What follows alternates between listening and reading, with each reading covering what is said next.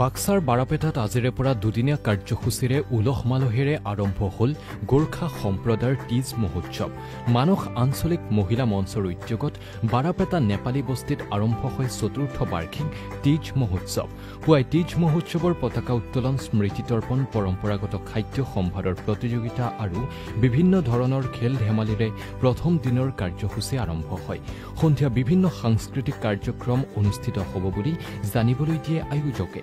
উল্লেখ্য যে কাইলৈ অনুষ্ঠিতব্য মুকলি সভাত বহু কেইগৰাকী বিশিষ্ট ব্যক্তি উপস্থিত থাকিব বুলি জানিবলৈ দিয়ে আয়োজকসকলে। এই তীজ মহোৎসৱ উপলক্ষে গোৰ্খা সম্প্ৰদায়ৰ লোকসকলৰ মাজত উখল মাখল পৰিৱেশৰ সৃষ্টি হৈছে। আজি বাৰাপেটা সিদ্ধেশ্বৰ মহিলা কীৰ্তন মণ্ডলীৰ উদ্যোগত চতুৰ্থ বাৰ্ষিক মানস আঞ্চলিক তীজ সমাৰোহক চতুৰ্থ বাৰ্ষিক হবলৈ গৈ আছে। আজি প্ৰথম কাৰ্যসূচীত আছে প্ৰথম চাফাই অভিযান আৰু দ্বিতীয়ত আছে ঝণ্ড উত্তোলন, তৃতীয়ত আছে স্মৃতি তৰ্প, চতুৰ্থত আছে আমাৰ নেপালীত কয় টপৰা, এইটো প্ৰতিযোগিতা আছে আৰু বাতি বুলি কয় নেপালীত, অসমীয়াত হলিতা বুলি কয়। আৰু 2টা বজাৰ পৰা খেল ধেমালিও আছে।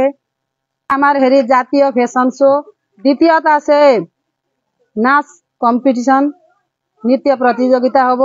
আৰু 2টা বজাৰ পৰা 1টা বজাত আছে ভোজনালয় আৰু 2টা বজাত আছে আমাৰ মুকলি সভা আৰম্ভ আৰু বঁটা বিতৰণীও হ'ব। আৰু শনিধৰ তালুকদাৰ আছে, শ্ৰীযুত গৌতম দাস আছে আৰু তেজপুৰ শোণিতপুৰৰ পৰা আহে দক্ষিণা গজুৰেল আৰু বদ্ৰী গুৰাগাই আছে। সকলো ৰাইজে আমাক সহায় সহযোগিতা কৰিব বুলি আমাৰ পূৰ্ণ বিশ্বাস আছে। আৰু সন্ধিয়াতো আছে আমাৰ 7টাৰ পৰা নৃত্য হ'ব, সাংস্কৃতিক উদ্বোধন কৰিব গৌতম দাসে।